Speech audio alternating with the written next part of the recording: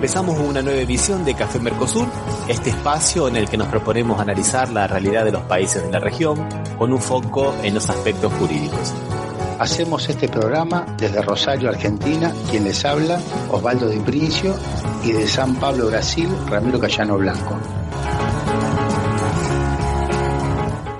Estamos aquí en el programa 281 de Café Mercosur. Estamos hoy lamentablemente hoy Osvaldo no puede estar porque el papá lo internaron, le deseamos una recuperación pronta y un gran abrazo al papá de Osvaldo, que yo lo conozco, una persona entrañable, pero estamos con Pablo Muñaini. ¿Qué tal, Pablo? ¿Cómo te va? Hola, buenas tardes, ¿cómo están? Muchas gracias por convidarme. No, por favor, gracias a vos por acompañarnos. Y vamos a estar hoy con una invitada especial, con Úrsula Asta, que es una periodista, miembro del Observatorio del Ministerio de Género, ¿no, Úrsula? Sí, trabajadora también estatal. Bien, perfecto. Que estás en San Pablo, estás visitándonos justamente por las elecciones en Brasil, ¿no? Claro, exactamente. Bueno, venimos a cubrir para Radiográfica, del medio en el que soy parte. Radiográfica es un medio que funciona como una cooperativa en la ciudad de Buenos Aires, en Argentina. Desde ahí, bueno, está emplazado en una empresa recuperada por sus trabajadores desde el año 2003. Somos, bueno, un colectivo de dirección que llevamos adelante, gestionamos ese medio y a la vez somos parte del Foro Argentino de Radios Comunitarias. Así que desde ahí vinimos también en la primera vuelta y ahora en la segunda vuelta para seguir las elecciones aquí. Bueno, la primera pregunta que ya te voy a decir, como estuviste en la primera vuelta y estuviste un poco donde se cocina la cosa, donde se corta el bacalao, ¿qué impresiones tenés de la primera vuelta ahora? No del día de las elecciones, porque el día de las elecciones será mañana, pero de la previa del primer turno a la previa de ahora. ¿Qué impresiones tenés? Bueno, sabes que muchas salidas al aire, algo que nos preguntaba mucho es cómo está acá la calle, qué es lo que dice la gente, qué es lo que está opinando la militancia también. Y lo que me pasaba durante la primera vuelta era que en los días previos, quizás lo que nos pasa también en Argentina, es que la política está muy presente, incluso aunque no hablemos de política partidaria, cuando uno va a comprar, ¿no?, el precio de los alimentos, hay una discusión política muy candente. Y lo que me pasaba en la primera vuelta era que no veía eso hasta el día de la elección, veía como mucho más cautela, incluso cuando le preguntábamos a la gente qué opinaba, a veces nos decía que preferían no opinar, después en la charla terminábamos conversando, quizás eso podría vincularse un poco a esta cuestión del discurso vinculado al miedo, etcétera. Pero en esta ocasión diría que eso cambió, se modificó porque veo en las calles iba caminando, hoy caminé mucho, ayer también, y escuchaba a la gente hablando de si votaba Lula o votaba el Bolsonaro, bueno, con algunas pegatinas, hablando del tema, ya sea porque votan a Bolsonaro o porque votan a Lula, pero vi mucha más discusión política en la calle respecto del tema. Bueno, se acerca una elección que es muy importante, profundamente polarizada. Creo que hay varios elementos ahí que quizás son para analizar sobre eso que se siente aquí en San Pablo, que es donde estoy, ¿no? En el centro de San Pablo. Sí, vos sabés que yo comentaba un poco eso. Yo había estado una semana antes de las elecciones anteriores en el norte de Brasil, en el nordeste, mejor dicho, estuve. Y yo había estado en otros también en el nordeste, en otros comicios, ¿no?, en otras elecciones. Y yo veía todo muy muerto, muy apagado, y por ahí solamente se veía algunas manifestaciones muy organizadas, muy concentradas de Bolsonaro, pero casi nada de Lula. Ahora me gustaría haber vuelto para ver cómo estaba, porque creo que comparto con vos un poco esa idea de que el miedo no fue tanto, o la gente tiene un poco de resistencia al miedo, porque hubo una campaña de miedo muy fuerte acá, ¿no, Úrsula? Bueno, hoy estuvimos en la conferencia de prensa que brindó Lula desde un auditorio del sindicato bancario acá, la previa a hacer el cierre de campaña que se hizo por la Avenida Paulista. Y tanto lo que dijeron el candidato del PP a gobernador, Fernando Haddad, como el mismo Lula, en varias oportunidades de esa conferencia tuvo que ver con subrayar, diría, resaltar esta cuestión vinculada a la campaña de mentiras lleva adelante el oficialismo. Lula se refirió también incluso al debate de ayer, en el que él también en algunos tramos hizo referencia específica a la campaña de mentiras constante que emana desde el oficialismo y que de alguna manera lo que hace es no permite discutir un programa, ¿no? Me parece que es lo que se intenta también desde la fuerza que lleva como contendiente a Lula, discutir, digamos, algunas medidas, algunos programas, y no solamente estar constantemente en la defensa, decir, no vamos a hacer eso, no vamos a hacer eso.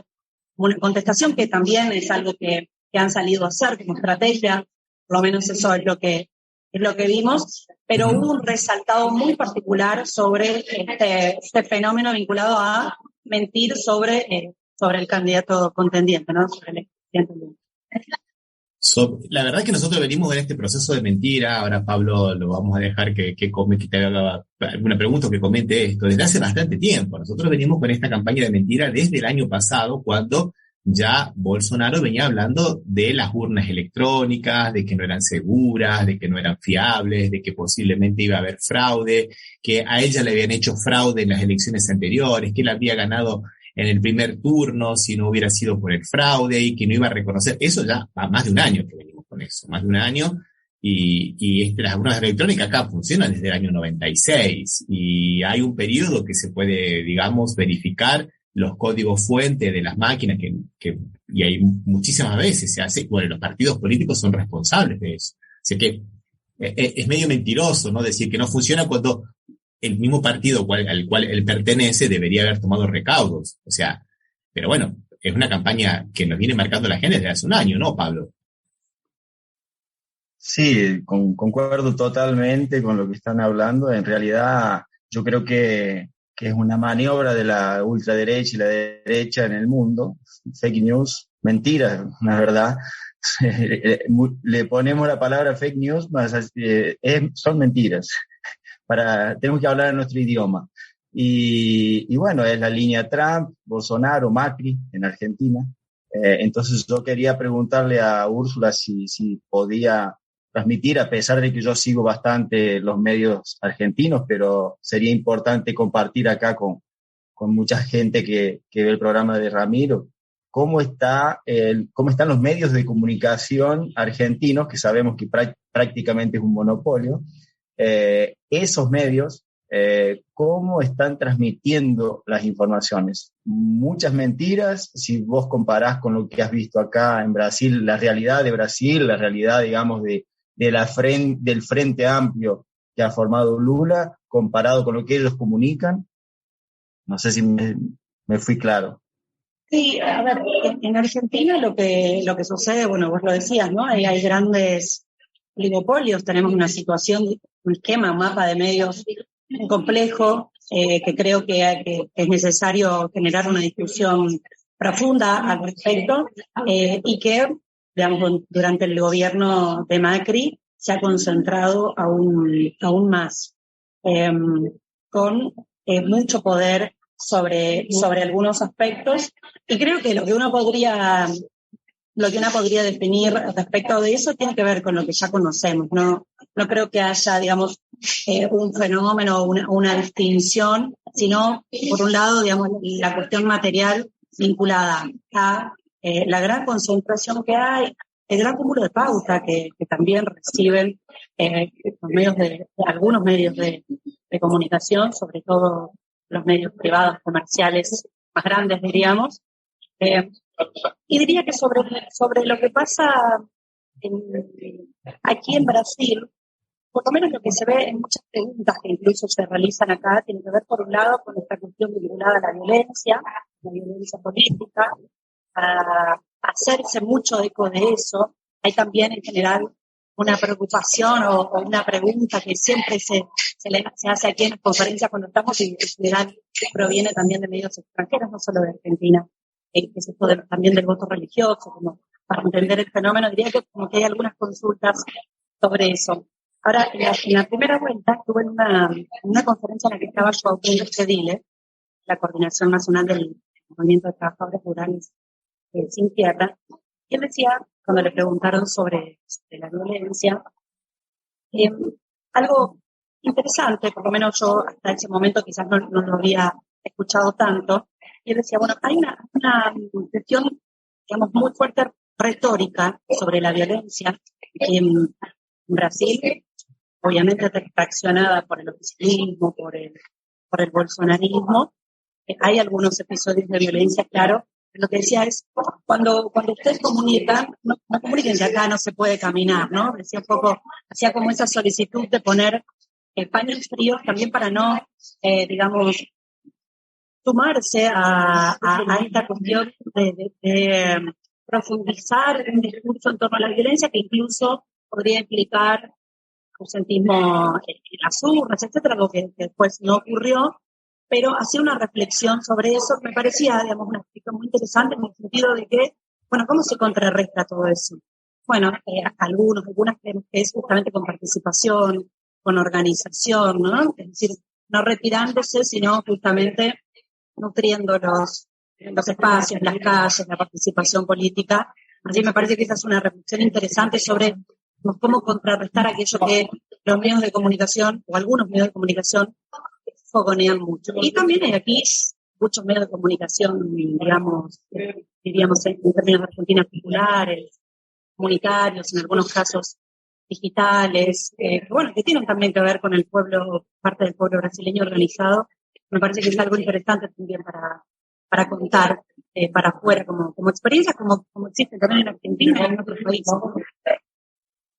Buenísimo. Sí, así es, Úrsula, tenés toda la razón. En realidad, acá la verdadera tarea que realizan los medios contrahegemónicos, los blogs principalmente, es una tarea titánica, te digo sinceramente, porque en Argentina más que mal todavía hay algunas cosas que producen algún tipo de envidia entre los comunicadores populares de acá. Yo estoy en un movimiento que es el Barón de Itararé, que es justamente por la democratización de los medios de comunicación, y ellos suspiran, pues, si tuviéramos un Página 12, por ejemplo, que acá prácticamente esas cosas no hay, o un C5N, o aún hasta los canales del Estado, tipo Encuentro, Paca Paca, que aún en la época de Macri siguieron funcionando muy bien, pero acá la tarea titánica que hacen los blogs fueron fundamentales, principalmente para desarmar todo lo que fue el operativo de la Lavallato, ¿no? Que fue realmente muy, pero muy interesante. Un tema muy interesante, eso algún día lo tendríamos que charlar así específicamente, Úrsula, porque es un tema, yo sé que es de tu métier, que eso, que vos estás muy comprometida con la democratización de los medios de comunicación, ¿no, Úrsula?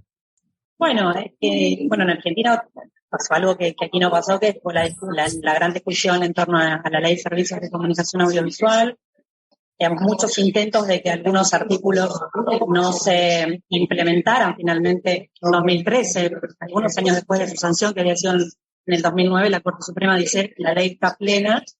Sin embargo, digamos, con la página del día siguiente, conocemos esos 3 decretos de Mauricio Macri, y bien asume el gobierno, que desarman artículos fundamentales de esa ley que tiene que ver justamente con la concentración mediática, y también enormes desafíos, que si bien en algunos se avanzó, tenía que ver con esta cuestión vinculada, si quieren cerramos con esto, pero el 33% del espectro radioeléctrico para medios privados comerciales, el 33% para los medios públicos, y el 33% para los que diríamos sin fines de lucro, ¿no? O los privados no comerciales, sin fines de lucro, donde entra, por ejemplo, el medio de comunicación en el que estoy yo, en Radiográfica, y muchos otros en el país. Ese proceso acá no existió. De todas maneras, más allá de los blogs y los medios digitales, también hay algunos otros, ¿no? Brasil de Fato, que tienen un interesante trabajo también. Úrsula, te propongo que escuchemos una pequeña canción de 1 minuto y medio para tomar un cafecito, un vasito de agua, y después seguimos. ¿Qué te parece? Quem somos nós? Somos aqueles que suportaram as injustiças, perseguição, fake news, violência e não desistimos. De mãos dadas, cabeça erguida, seguimos em frente. E mais gente chegou para aumentar nosso time, aumentar a esperança.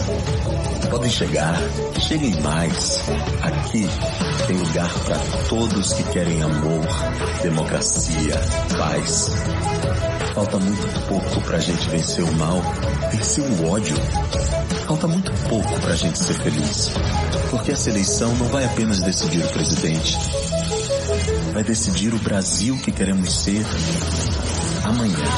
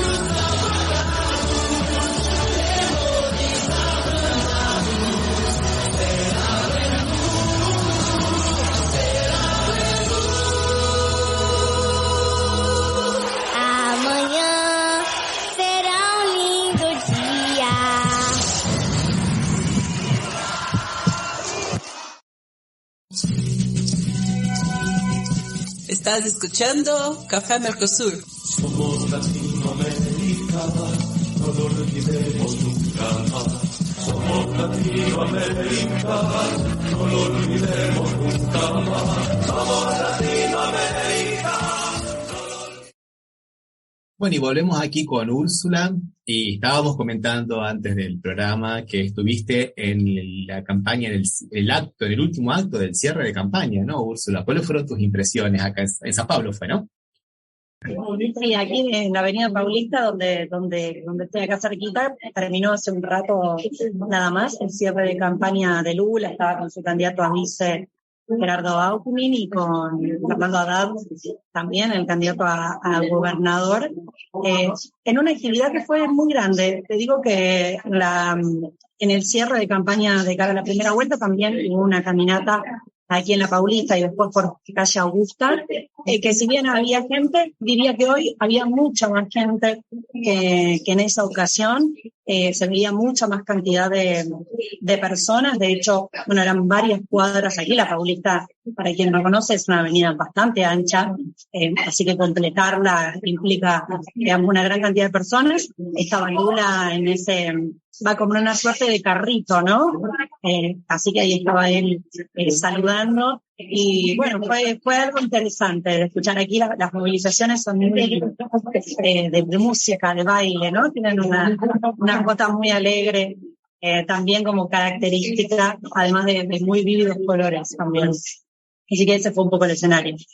Bueno, en Argentina la cámpora también moviliza con mucha conga, ¿eh? En Argentina hay mucho bombo, ¿no? Bombo sindical, hay mucha redoblante, digamos, como característica, y el choripán. Acá, digamos, eso es otro el ambiente, ¿no? pero parecido en otro sentido, ¿no? Diferente. Más carnavalesco.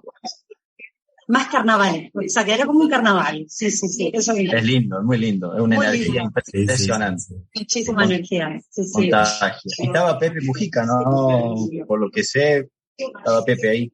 Sí, estaba Pepe Mujica, que estuvo con Lula más temprano cuando dio la conferencia de prensa a la prensa. De hecho, en adelante se paró Mujica, salió con Lula, estaba delante de todos, no tomó la palabra, pero sí estaba ahí, y después estuvo también acompañándolo en esta caminata. Sí. Y estuviste en una rueda de prensa que se hizo después con los candidatos. ¿Cuál fue la impresión? ¿Qué fue lo que se comentó anoche? Lula, ¿qué dijo del debate de anoche, Lula, por ejemplo?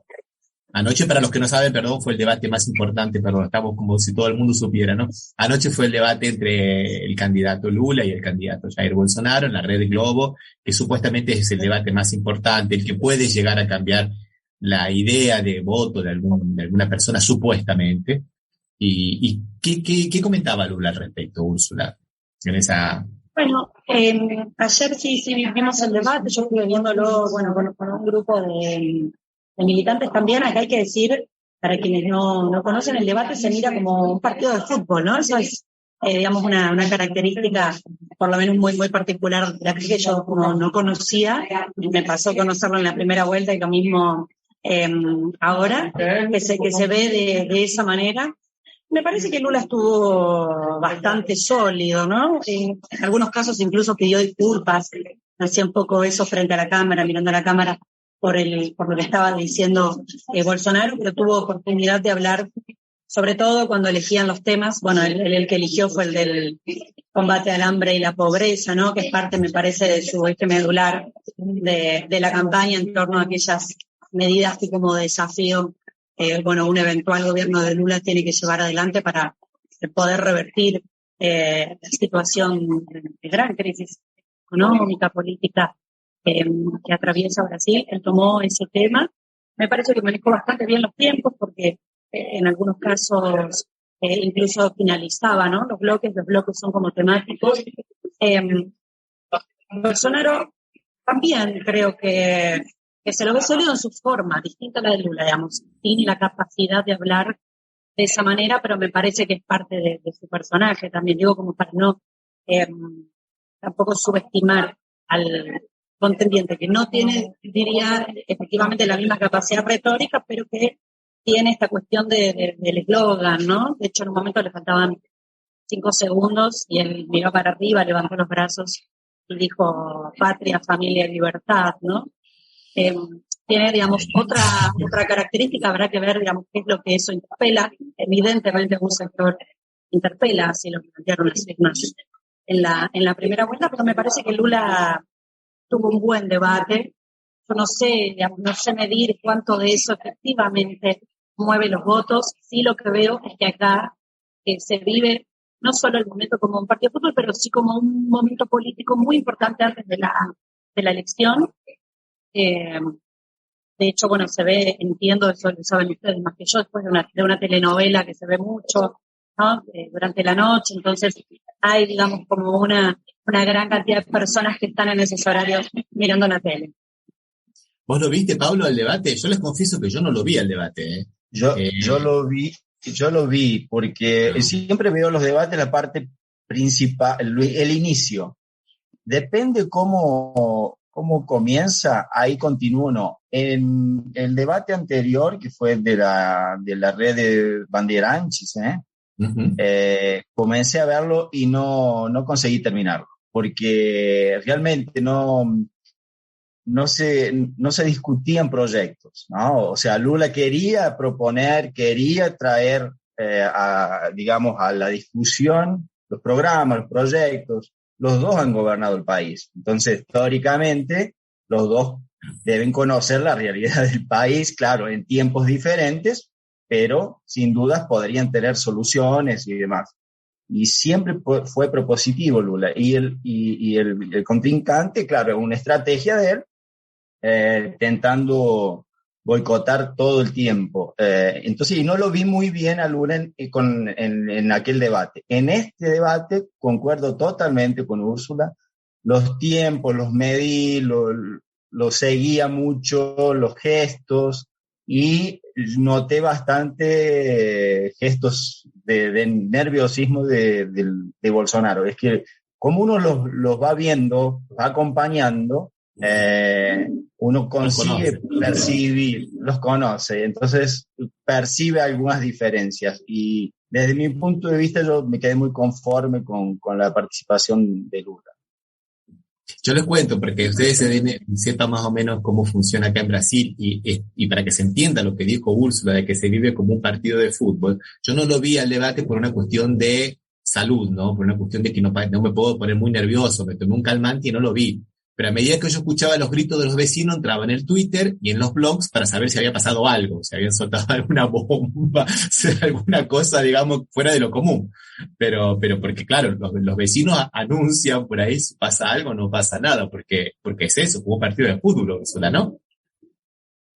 Claro, sí, se vive como un gol cuando, en este caso donde está yo, cuando Lula dice da en el punto sobre alguna cosa y se abuchea a Bolsonaro en otros momentos. Realmente se vive como un partido de fútbol, y no sos la primera persona que me dice no lo voy a ver por mi salud. Entonces, evidentemente eso también remarca justamente que se vive como un partido de fútbol, efectivamente. Es que posiblemente se reviven muchas cosas. Las elecciones de mañana acá para Brasil, viste, Úrsula, son muy, pero muy importantes. Yo recuerdo a todos mis compañeros del posgrado en la universidad que se fueron de acá de Brasil, a profesores que se fueron acá de Brasil, por causa de lo que era la cuestión de esta persecución de Bolsonaro, ¿no?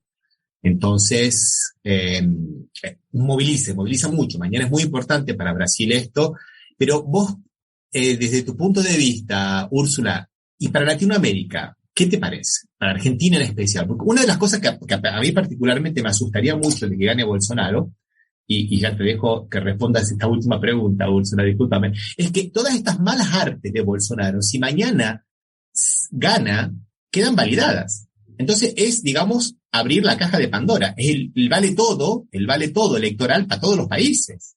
O sea que me parece que además del proyecto político, también hay que terminar con estas malas artes, con estas malas prácticas, con estas patrañas electorales de Bolsonaro.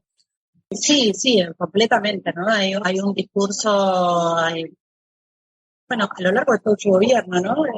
La violencia, una retórica, digamos, muy, muy compleja, y que también de alguna manera se extiende a otros países, no solo en América Latina. Ahora, desde el plano internacional, y creo que una muestra de eso, por ejemplo, vamos a contar, es la cantidad de veedurías internacionales que hay, y particularmente de Argentina, donde me decían la delegación en la primera vuelta eran un poquito más de 70 personas, y en este caso supera las 100 personas. Y también hay mucha prensa de Argentina. Me parece que particularmente Argentina, lo vive muy de cerca, ¿no?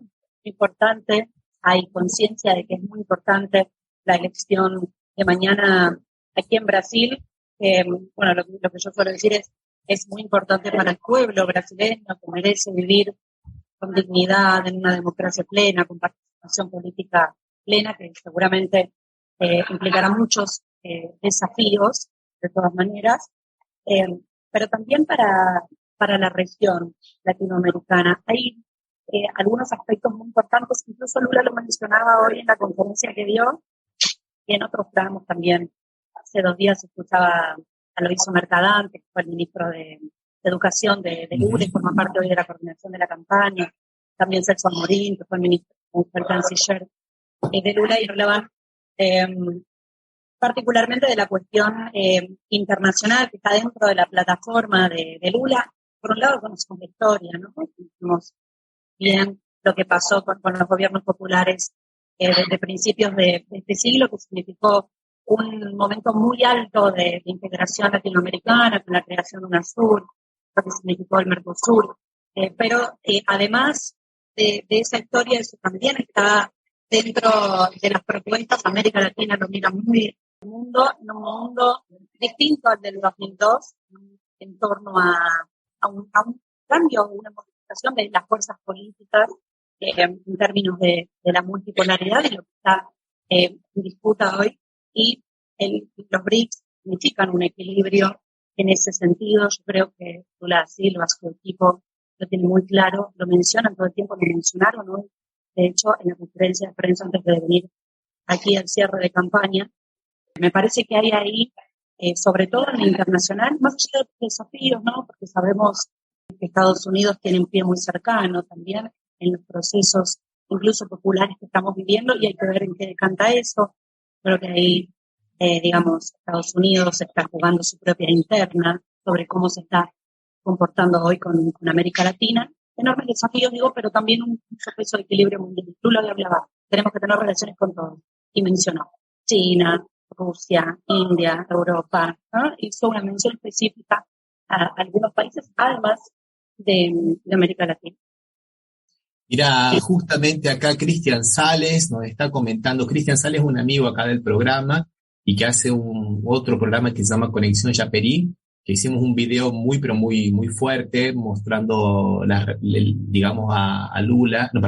Bolsonaro, que estaba elogiando a Stroessner, un pedófilo, un pedófilo, y justamente con la idea de esa frase terrible que dijo, ¿no? Pintó un clima, hubo feeling con niñas de 14 años, ¿no? Que eran venezolanas. Primero las trató de prostitutas porque se pintaban, y después dijo que hubo feeling, o sea, pintó un clima aquí en portugués, como en una clara alusión pedófila. Está diciendo que la diputada Carla Zambelli, que no es trigo limpio para nada, es una ex-FEM, digamos, entrenada en Ucrania, que cuando viene acá a Brasil, te comento, Úrsula, se convierte en moralista. Primero feminista, FEM, después de un año se cambia de ideología, se hace ultraconservadora, antifeminista, antiaborto, y una de las aliadas más grandes de Bolsonaro, pero que también financió económicamente a grupos iguales de Bolivia. Acá en Brasil se llamaban las ruas, en Bolivia se llamaba las calles, que fueron los que promovieron el golpe contra Evo Morales. Inclusive en el 2017 realizaron en Brasilia un foro democrático, que era el foro de la derecha, que lo realizaba justamente el hijo de Bolsonaro, Eduardo Bolsonaro.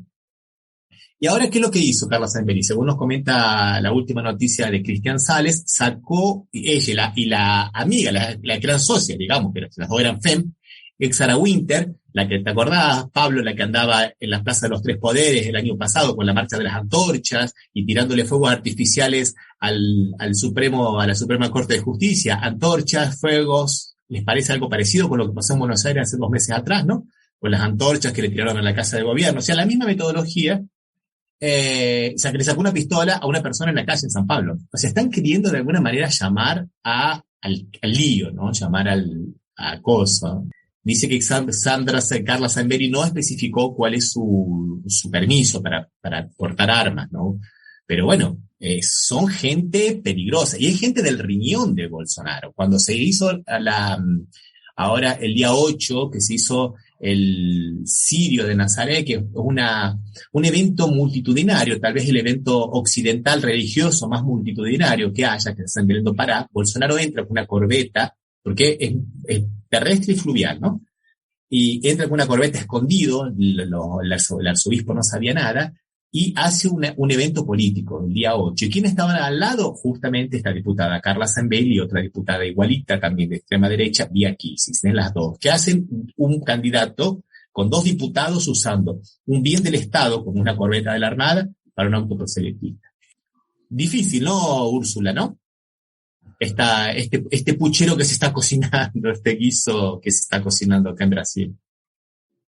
Sí, bueno, de la primera vuelta Bolsonaro ha tenido como un repaso de la información, una buena elección en la Cámara de Diputados, en la Cámara de Senadores y bueno, también en las gobernaciones, aunque algunas se disputan también mañana. Yo, digamos, me parece que hay que tener cautela, que eso lo decía, ¿no? Todos los sectores militantes en torno a eso. Pero, digamos, en algún punto uno también es optimista en el sentido de que creo que una victoria de Lula y llevando adelante un gobierno que permita revertir también la situación económica, social, implica, grandes modificaciones que podrían, digamos, si eso fuera así, al menos mitigar una parte de este fenómeno que ha mostrado una base electoral fuerte. Es decir, no creo que esté perdido, no creo que esto, digamos, no tenga movimiento, que sea así, que, digamos, permanezca en este nivel de votos o de actividad, o que necesariamente tenga que crecer. Me parece que se puede desarmar a través de una política interesante, de la participación política. Esperamos, ojalá que eso sea lo que pase en 2023 para adelante. Pero bueno, sí, digamos, me parece que es para mirar qué significan los fenómenos como Bolsonaro, que han tenido gran cantidad de votos y que además esos votos son aportados en gran parte por trabajadores, por trabajadoras. Ahí hay que dar una profunda discusión sobre qué hay que hacer en este momento, ¿no? En esta etapa en la que vivimos, en la cual, digamos, hay una situación económica mundial de mayor concentración, de pauperización de la vida, que se da también en la Argentina. Y yo creo que el desafío está en poder romper eso. Mi mirada es que, digamos, a veces la moderación política no contribuye en desarmar eso, ¿no? Porque el avance de los sectores conservadores o el imperialismo, si queremos poner esa palabra, es muy profundo, muy fuerte, del capital, ¿no? Muy fuerte. Sí. Mira, Úrsula, te agradecemos muchísimo. Vemos que es un esfuerzo impresionante, estás cansadísimo porque has estado trabajando todo el día, has participado de la marcha y nos has dedicado 40 minutos ya, te lo agradecemos muchísimo y bueno, te mandamos un gran abrazo y bueno, y todos los saludos que te han llegado muchísimos saludos, muchísimas felicitaciones de Cristian, de Can, de Gustavo, de Alberto de Rosario, bueno, bueno, gracias por haber enriquecido este programa, Úrsula. No, por favor, el placer es mío, muchísimas gracias por invitarme, sigámosla, hay que ver qué pasa mañana, así que seguimos en comunicación y de verdad muchas gracias. Placer. Un abrazo, escuchamos algo de música y seguimos. Placer.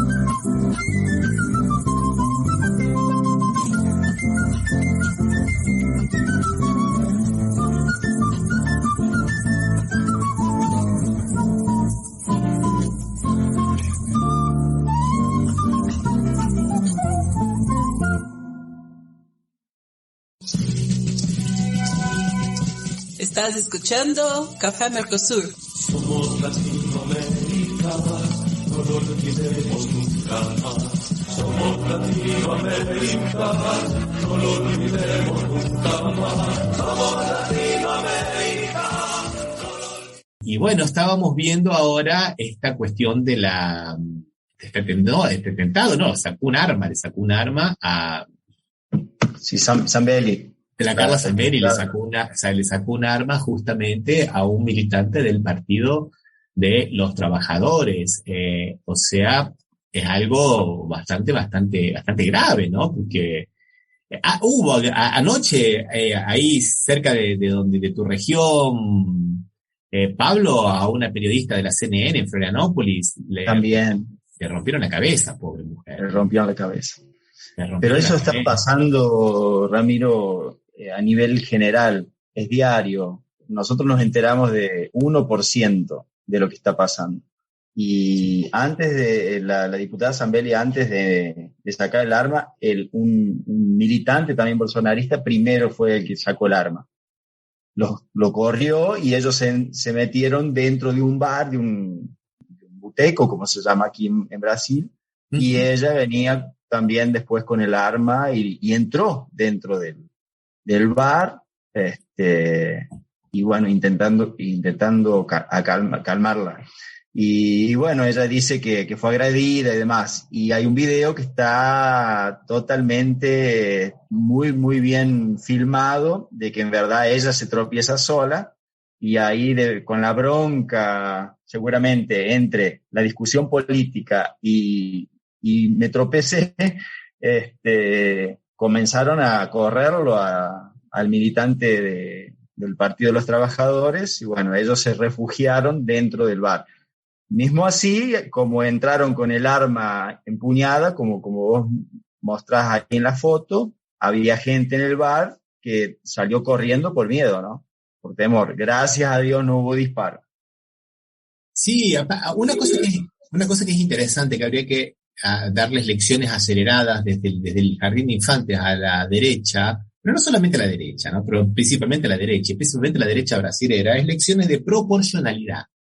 Porque eso se cree que vale todo, ¿viste? O sea, si, me pisó el dedo gordo del pie, ¡puf! Le meto una cuchillada. No, pero ¿dónde está? ¿Viste? Sí, está bien, estuvo mal, ¿viste? Qué sé yo, por ahí, sí, te golpeó con el hombro en el bar, pero no por eso lo vas a esperar afuera y reventarlo a puñetazo. O sea, hay una cuestión, ¿viste?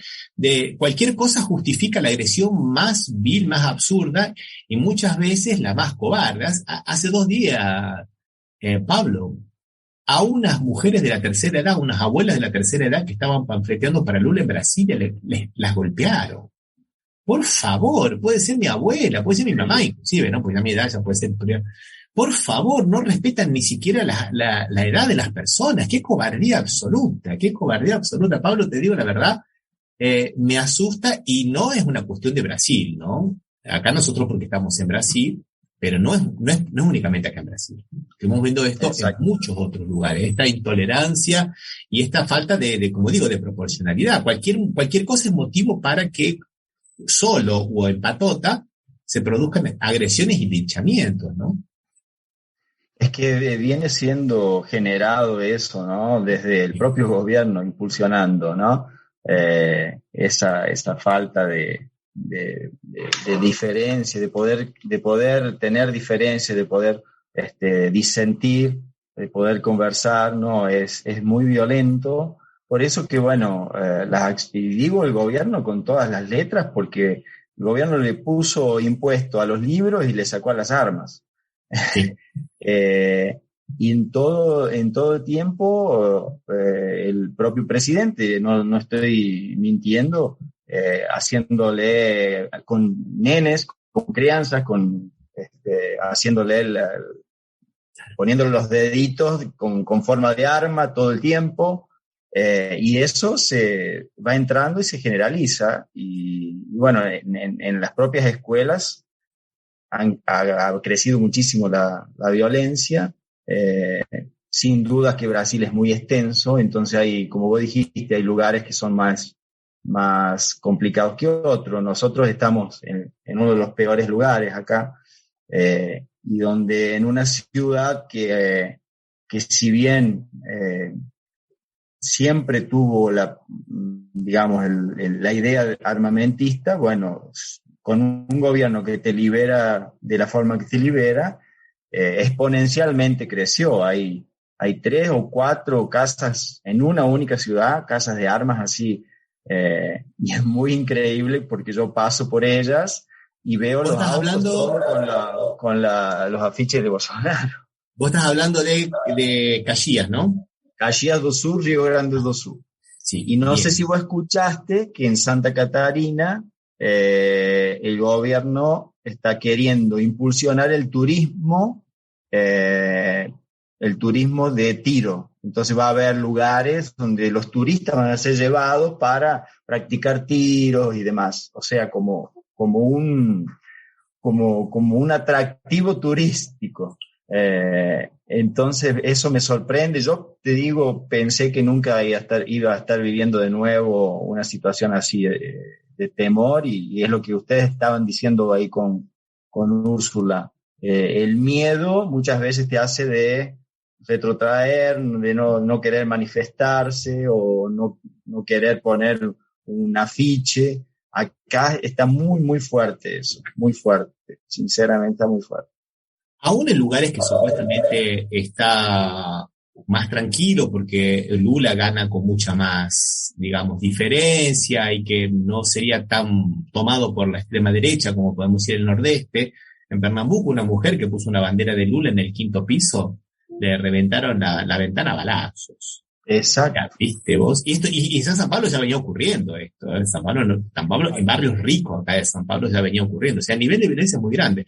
Pero además el nivel de violencia que se te va metiendo por donde vos no esperabas. Como vos comentabas de los grupos tuyos sociales, no políticos, cómo se van metiendo el discurso de odio, ¿no, Pablo? Terrible. En los grupos de WhatsApp, notabas así, vinieron con una violencia inmensa, exigiendo de que cada uno se posicione, pero exigiendo. Y eran grupos que habíamos dicho de no hablar de política o para no crear ningún tipo de constreñimiento. Y mismo así, no, ellos vinieron con todo y dice, bueno, esa regla acabó a partir de hoy. Eso te estoy hablando cuando terminó la elección del primer turno. Si esa regla acabó, ahora nosotros tenemos que ir atrás para revertir la situación. Y ahí vos veías del grupo algunos que apoyaban todo eso y nosotros callados, porque realmente no podíamos creer. Entonces es triste porque para quien defiende la democracia y ha costado tanto, ¿no?, de volver, hay que construirla y hay que evoluir con eso. Y al contrario, ahora estamos retrocediendo con esto, con esos 4 años fueron de terror, y espero que mañana sea el fin, sinceramente, a pesar de que va a ser duro, ¿no? Pero va a ser algo constructivo para, ¿no? Entonces hay que ganar mañana, hay que ganar. Y aquí Alberto nos comenta que el odio al que no piensa igual está fogoneado, impulsado, propiciado y puesto en práctica por las derechas en todo el mundo. Y yo creo que bueno, que sí, que es verdad. Concuerdo. O sea, y no, vos sabés que yo me acuerdo hace unos años atrás, hace unos 4 o 5 años atrás, en un lugar que vos conocés, que es en Córdoba, en Argüello. Mi hermana vivía ahí en Argüello y tenían el grupo de WhatsApp del bar de la cuadra, ¿no? Entonces, entre ellos hacían supuestamente vigilancia colectiva. Y en la esquina había, sentadito, estaba un hombre, no estaba muy bien vestido, pero tampoco, ¿viste? Y llamaron a la policía para que se lo llevara. Que la policía vino y se lo llevó. Y todo el mundo festejando, tenemos un facineroso menos, tenemos un facineroso menos. Y era un albañil que estaba esperando al dueño de la casa, que el dueño de la casa se fue de vacaciones y se olvidó que había contratado al albañil. Entonces un pobre trabajador y todo el mundo aplaudiendo, ¿viste? Y yo decía, ¿qué locura es esta? No. ¿Qué locura es esta? Una persona porque no está supuestamente bien vestida, y era un albañil, estaba sentado, no estaba en ninguna actitud sospechosa, en el famoso merodeo que le dicen, ¿no? Sí. Y digo, ¿qué locura es esta? ¿Qué locura es esta, no? Sí, de terror. Yo te comento, tuvimos un asado entre los papás bueno, mi hija tiene algunos compañeritos en la escuela y bueno, decidieron hacer un asado y yo medio que no participaba porque significativamente había personas bien pesadas, digamos, tan con los ánimos y los emocionales muy, muy pesados. Y bueno, decidí ir por esa cuestión de no retraer, de querer enfrentar las cosas y demás. Y uno llevó una cuchilla enorme para cortar la carne. y con la cara de Bolsonaro y decía Bolsonaro, ¿no? Y en un momento yo estaba hablando en la parte de atrás y la cuchilla quedó clavada en la tabla donde estaban cortando la carne y justo yo estaba detrás, ¿no? Hablando con otra persona. Bueno, sacaron una foto y la persona que sacó la foto me lo mandó directamente a mí, no en el grupo de todos los padres. ¿Me entendés? Entonces, medio que puede ser un chiste más pero, así. pues, pero un chiste que mete miedo. Porque si lo hubiese puesto en el grupo, claro, ok, hasta que puede ser un chiste, pero me lo mandó directo, ¿viste? Sí, entonces, y eso que yo no estaba hablando de política, porque digo, no quiero crear conflicto, ningún conflicto. Acá Emilio Miranda nos manda una nota humorística, que un comentario humorístico para distendernos un poco. Dice que Carla Zambelli se irritó al cantar español. Muy ocurrente, Emilio, muy ocurrente. A veces, bueno. Y después tenemos la red de Transistor que dice que hay que votar al 13 acá, ¿viste? Tenemos troll también. Estamos bien en estas transmisiones que no se nos están infiltrando los trolls acá. Vamos. Camilo, ¿sabes que acá en el sur se elige gobernador también? Vi el debate terrible entre Leite y Onyx. Y Onyx, el debate fue fantástico, pero después de haberle cambiado el audio y poner el audio del Chavo del Ocho, a ver, coméntalo, Pablo, porque fue fantástico. Fue impresionante, fue muy bueno. Y el último debate también, el anterior a ese, fueron los memes que hicieron con el Chavo, ¿no? Pero el último fue exactamente parecido, con otros asuntos, y bueno, realmente Eduardo Leite fue fantástico estratégicamente. Yo no soy del partido de él ni nada, pero hay que elegir, uno no puede abstenerse, y el voto va a ser para él, sin duda. Pero uno es un candidato de centro derecha, Leite, y el otro un candidato de extrema derecha, que fue Onyx. Y solo para que se sepa de qué estamos charlando en el debate, 8 veces le preguntó el candidato Leite, porque el otro le criticó, bueno, porque usted hizo un plan de refinanciación de la obra pública que ha endeudado a la provincia, al Estado. Bueno, ¿y cuál es su plan? No lo voy a comentar. 8 veces le preguntó, bueno, ¿cuál es su plan? No. Es mejor que de usted, pero ¿cuál es? No le voy a decir, pero tiene que decirlo. 8 veces. Sí. Ahí le pusieron el audio del Chavo del Ocho cuando dice el profesor Girafales, le pregunta, bueno, Chavo, si tengo 4 manzanas y me como una, ¿cuántas me quedan? Y Chavo tampoco le responde porque no sabe la respuesta, ¿no? Fue muy, pero muy bueno. Muy, pero muy bueno. Bárbaro. Y ahí lo desenmascaró a Onyx, ¿no? No tiene programa. Él es un candidato que vino colgado de Bolsonaro, ¿no? Colgado de Bolsonaro. Fue 4 o 5 veces ministro, pasando de ministerio en ministerio porque es un incapaz total. Entonces, no tiene programa. Y ya para ir cerrando, vamos a ver también lo que ha pasado acá en San Pablo con este hecho lamentable, ¿no? Del día 17, que hicieron un factoide en el contexto de que supuestamente Lula estaría asociado a una pandilla criminal acá de San Pablo. Y un atentado al candidato. Claro.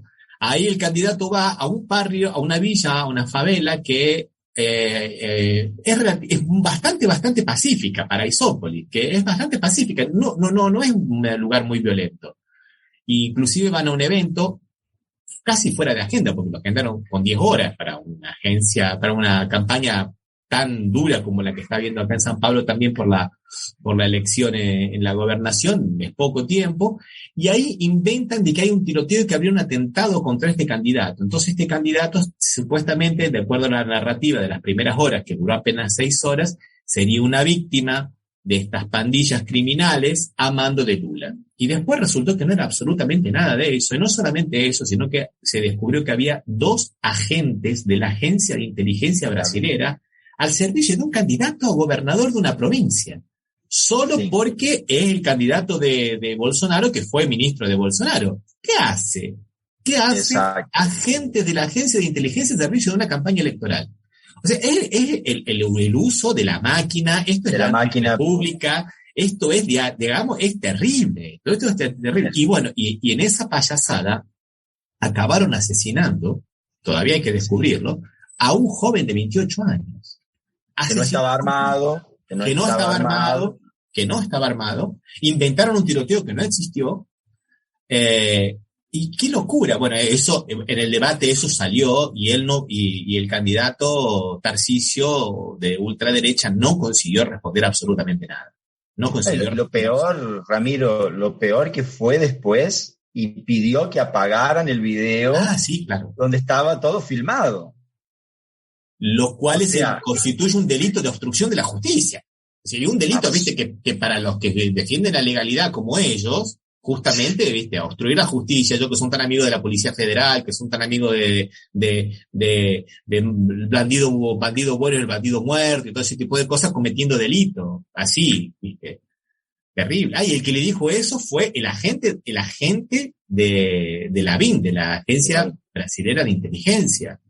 O sea, como diríamos en Argentina, dejaron todos los dedos marcados, ¿no? Dejaron todas las huellas del delito. O sea, realmente, y termina falleciendo, asesinando a un joven de 28 años. No me interesa si el joven tenía antecedentes o no tenía antecedentes. El joven no participó en el tiroteo, no tenía armas, inventaron todo para crear un factoide político, para crear una fake news política que le salió mal, por suerte, y como muchos dicen, inclusive le puede haber restado votos, no solamente al candidato Tarcisio a la gobernación, sino al propio Lula, ¿no? Porque muchos analistas están diciendo, Bolsonaro. Muchos analistas están diciendo que, bueno, que esto le sacó votos al propio Bolsonaro, ¿no, Pablo? Sin dudas. Han querido crear varias situaciones, y le está saliendo mal. Y para ellos, una vida no es nada. Imagínate, en la época del COVID, oficialmente 680,000 personas, pero tengo seguridad que es mucho más, porque... No. Entonces para ellos, más uno, aquel que la Policía Federal lo ahogó con gases dentro de la propia camioneta era una persona súper tranquila, venía en moto y la mataron. Y así por todos lados. No sé, yo no quiero también, no sé el vereador de San Pablo que fue muerto con un tiro en la cabeza antes de ayer. No sé si fue por una cuestión política o no entré en detalle, ahí no puedo decir, pero no es una casualidad de que sea justo un vereador del PT que fue muerto con un tiro con 2 días antes de las elecciones. Exactamente. 2 días antes de las elecciones. Vos te estás refiriendo al hecho que protagonizaron en el Nordeste la Policía Caminera Federal, que es aquí. Este hecho aquí, que una cosa que es terrible, porque cuando decimos nosotros que el bolsonarismo mata, no es porque fue un accidente. Después aparecieron videos de un supuesto agente de la Policía Federal que le daba los cursos de entrenamiento para que puedan hacer los concursos públicos para entrar, donde él dice, bueno, esto es una broma, no lo hagan, pero se hace así. Y él explicaba cómo improvisar esta cámara de gas. Exactamente. O sea, ¿viste? No es broma todo. A la gente dice, bueno, pero son palabras, ¿viste? De ahí a los hechos un largo trecho. No. Las palabras ya hacen cosas, las palabras modifican realidades, las palabras son muy, pero muy importantes, por eso digamos que tenemos que tener mucho cuidado y no es la dictadura de lo políticamente incorrecto, como ellos dicen. Son cuestiones sociales muy, pero muy fuertes, ¿no, Pablo? Exactamente. Yo estoy apavorado, sinceramente, con esos escenarios. No pensé nunca que iba a vivenciar eso, sinceramente. Bueno, el pueblo de Brasil no lo merece, por favor, ningún pueblo lo merece. Ningún pueblo lo merece. Por eso decimos, este programa le hemos intitulado Lula, la esperanza latinoamericana, porque no solamente Brasil, sino Latinoamérica, y que por favor... Latinoamérica. Exactamente, que se destierren estas prácticas, que se destierre, no solamente que pierda Bolsonaro, sino que desterremos el bolsonarismo, porque el bolsonarismo creo que es anterior a Bolsonaro y es más grande que Bolsonaro. Mañana puede ser que Bolsonaro pierda las elecciones y aparezca un nuevo Bolsonaro que va a ser de otra manera. Pero esta cuestión de discurso de odio y de intolerancia y de antirrepública y de anticivilidad, diría de alguna manera, porque estamos volviendo a fórmulas que creíamos que estaban dejadas en el arcón de la historia, ¿no, Pablo? Totalmente. El vale todo, siempre del lado de ellos, vale todo. Vos no podés posicionarte ni con palabras porque es duro. Discúlpame que... No, es el sentimiento, por eso que el sentimiento que uno tiene y lo viene cargado bastante, por eso que mañana es un día muy, muy importante para el mundo, digamos. O sea, sin duda Latinoamérica, pero el mundo, porque por ejemplo, lo que está pasando en Amazonia es para el mundo. O sea, el pulmón del mundo está siendo destruido por este gobierno. Y así podemos hablar de todos los ámbitos, ¿no? De todos los ámbitos.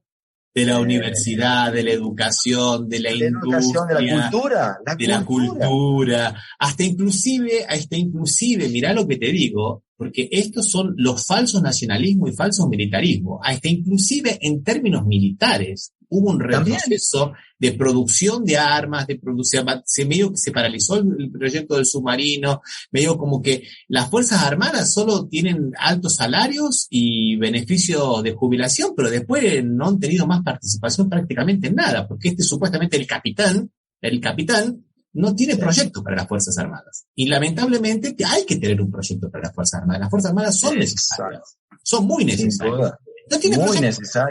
No tiene proyecto. Entonces, estos gobiernos de cartón es fantoche. Son fantoches. Lamentablemente es así. Sí. Bueno, Pablo, hemos llegado al fin del programa. Te agradezco muchísimo la participación. Te invitamos para que vengas. Bueno, la última nos dice aquí Cristian que hay una connotación de supuesto pasado de ella con lo que hizo en España. Son especulaciones sin pruebas, pero tentaron usar el término española para alguna actividad que ella hizo antes de ser moralista.